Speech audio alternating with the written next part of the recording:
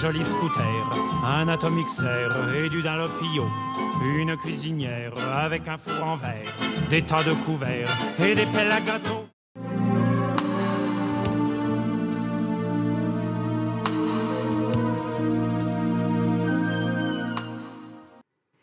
Hollywood hit by the coronavirus pandemic, France celebrates literary legend Boris Vian, and a classic, Oceanic Odyssey, gets the live orchestra treatment at the cinema. Flights grounded, cities under lockdown, and a dent in the economy. The coronavirus is affecting all aspects of daily life, including arts and culture. Major events like the Coachella Music Festival and South by Southwest have been cancelled in the United States, and TV game shows are now taping without a studio audience. Even the bright lights of Hollywood are being dimmed as film releases and scheduled shoots all get postponed. Yenna Lee explains. It seems like business as usual in Tinseltown.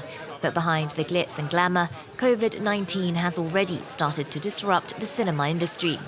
Mulan has premiered in Hollywood, but the $200 million movie has yet to reach Chinese theaters.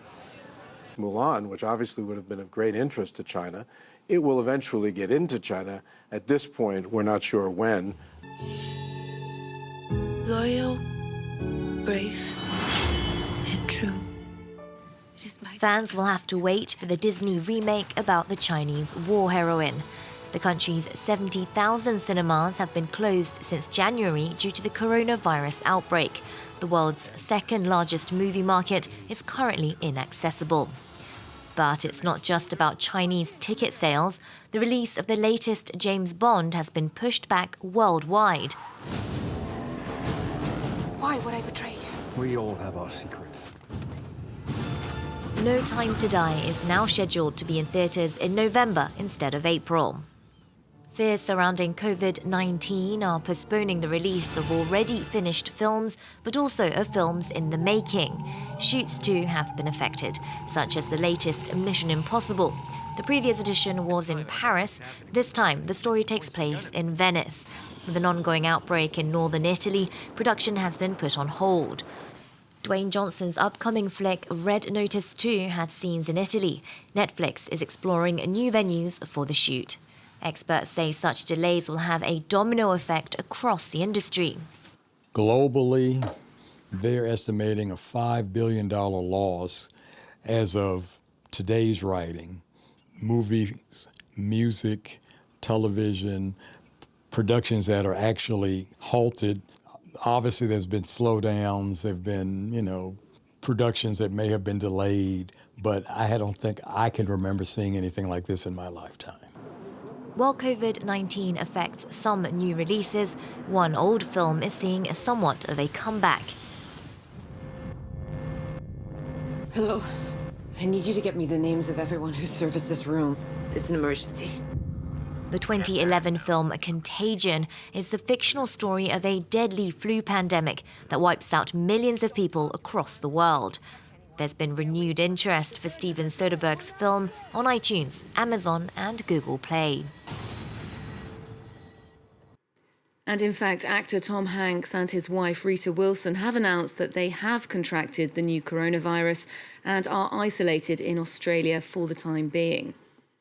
And it's not only in the United States. COVID-19 could cost up to €1 billion to the theatre industry here in France, according to insurance companies. The ban on public gatherings of more than 1,000 people and fears over the pandemic have led to a record number of cancellations, affecting concerts, shows and cultural events. Pierre Delrieux takes a look at what this could mean for the venues, where many seats are empty. Paris's small theatres are the first to be hit by the wave of cancellations. In the theatre district of Gaîté, many of them have lost up to half of their income. I've had a few people call to postpone, yes.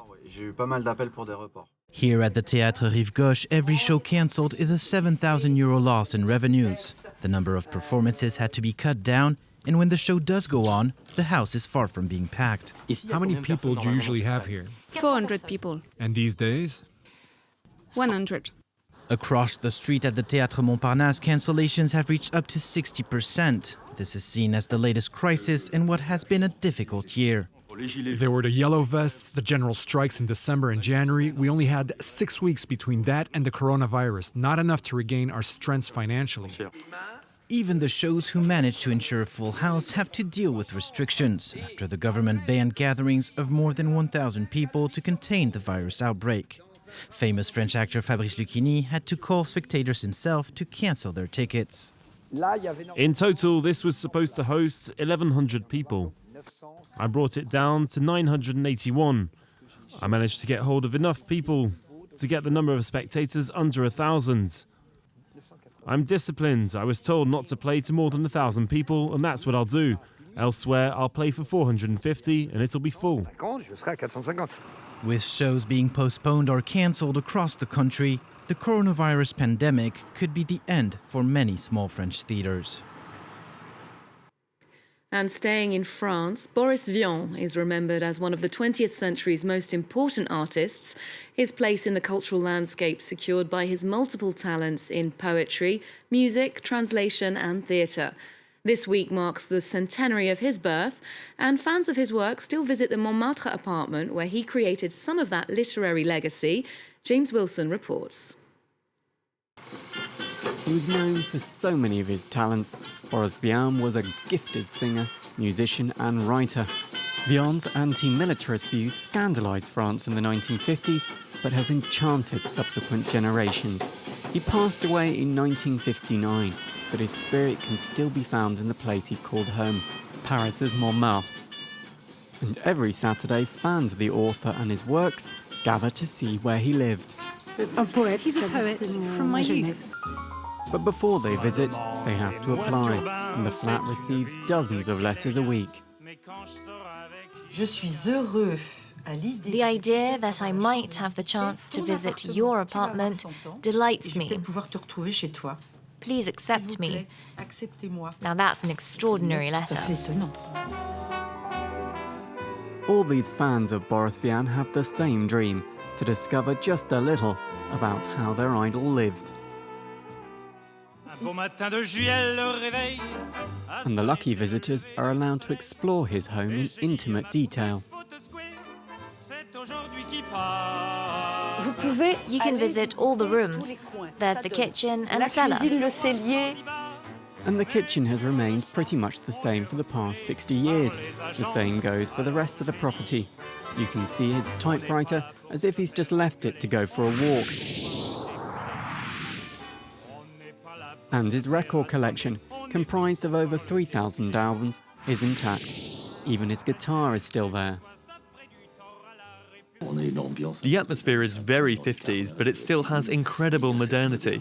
His life touched so many generations. Today, Boris Vian may no longer be with us, but for those who crave a different tourist experience in Paris, have a desire to discover how he lived, there's a small flat tucked away in Montmartre that allows you to do just that.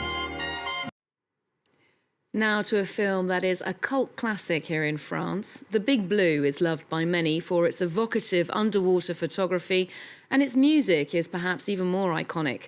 That score is now being celebrated in all its glory as the film returns to cinemas, accompanied by a live orchestra led by the composer himself. Peter O'Brien tells us more. This psychedelic sound, complete with whale song, is ingrained on the history of French cinema. This time, it's floating out from a live orchestra, led by the composer himself, Eric Serra. 7 musicians and an arsenal of electronics recreate the original soundtrack down to the last note.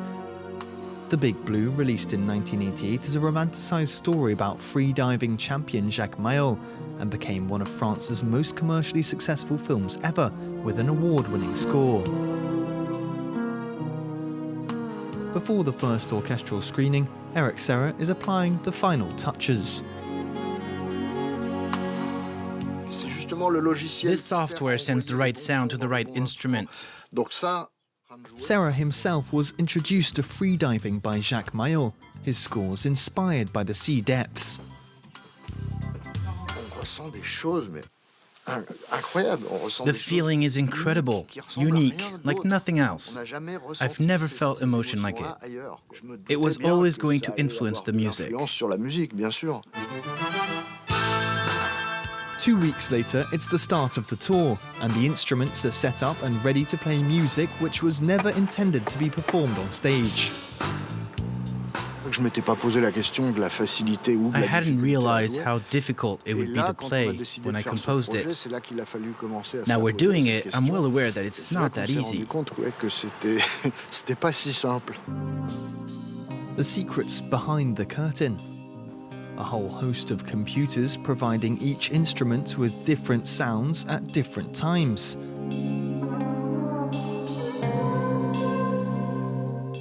It's all to completely immerse the audience in the 2-hour, 40-minute-long director's cut.